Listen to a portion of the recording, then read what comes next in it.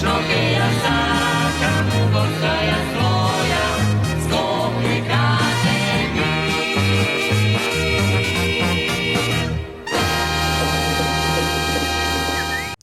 Општина Илинден започна со реализација на проект за пренамена на постојниот кујнски простор во детската градинка Гоце Делчев, со што ќе се создадат дополнителни простории за престој згрижување на децата. Проектот следува по изградбата на новата централна кујна во градинката, чија реализација е во завршна фаза. По незиното ставање во функција, постојниот кујнски простор ќе биде целосно реконструиран и пренаменет во две нови занимални. Во рамки на градежните активности предвидена е изградба на нови преградни ѕидови и подови, хидроизолацијски, керамички, молер, фарбарски и фасадерски работи, како и поставување нова внатрешна и надворешна столарија. Ќе бидат изведени нови електрични инсталации, осветлување, како и останати потребни градежно-занајчиски работи, со цел да се создаде безбеден, функционален и современ простор за најмладите. Со реализација на проектот се очекува капацитетот на градинката да биде зголемен за околу 50 лица. Вкупно во детската градинка Гоце Делчев ќе може да бидат згрижени околу 650 дечиња.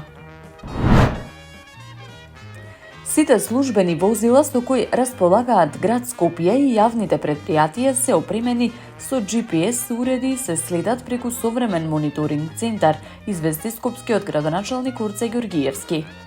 Системот овозможува во реално време да се знае каде се наоѓа секое возило, по која маршрута се движи, со која брзина, колку време е во движење, но и колкава е реалната потрошувачка на гориво. Дополнително преку специјални сонди се контролира и нивото на гориво, што директно ги лоцира нелогичните трошоци и ја оптимизира работата. Секое возило, секој километар и секој литар гориво мора да има оправдување, велат надлежните. Ова е систем на одговорност и затоа сакаме со сопствен пример да покажеме дека град Скопје максимално го штити буџетот на граѓаните, пишува градоначалникот Ѓоргиевски. Со многу музика, позитивна енергија и бројна публика започна 17-тото издание на традиционалната манифестација Карпошово културно лето 2026. Првата фестивалска вечер беше резервирана за музичката програма. Посетителите имаа можност да уживаат во концертот на плоштадот Делфина, во настапите на Александар Тарабунов Тара и популарната македонска група Нокаут. Со своите настапи македонските музички изведувачи создадоа весела и позитивна атмосфера. Публиката го проследи музичкиот дел од програмата во одлично расположение. Концертите и настапите на изведувачите го заокружија првиот ден од овогодинишното Карпошово културно лето, кој годинава носи разновидна програма и многу содржини за различни генерации.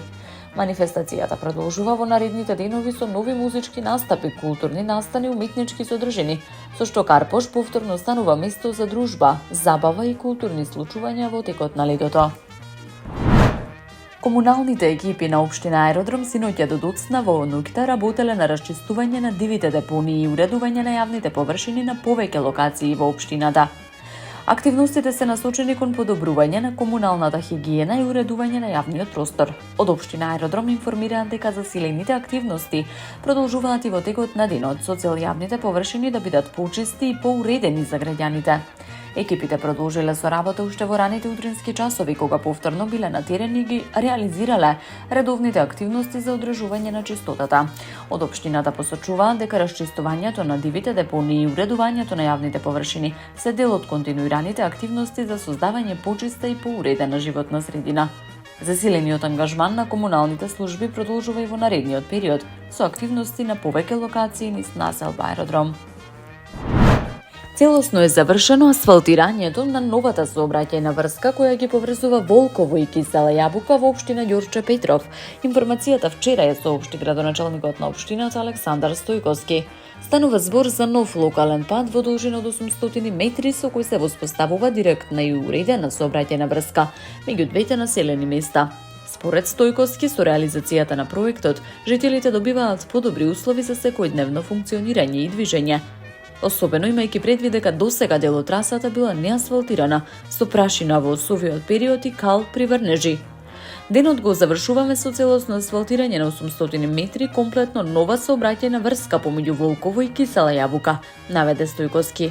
Од општината очекуваат новата патна врска да придонесе за подобра поврзаност и полесно одвивање на сообраќајот. Проектот го оценуваат како инвестиција во подобри услови за живот и развој на овој дел од Ѓорче Петров.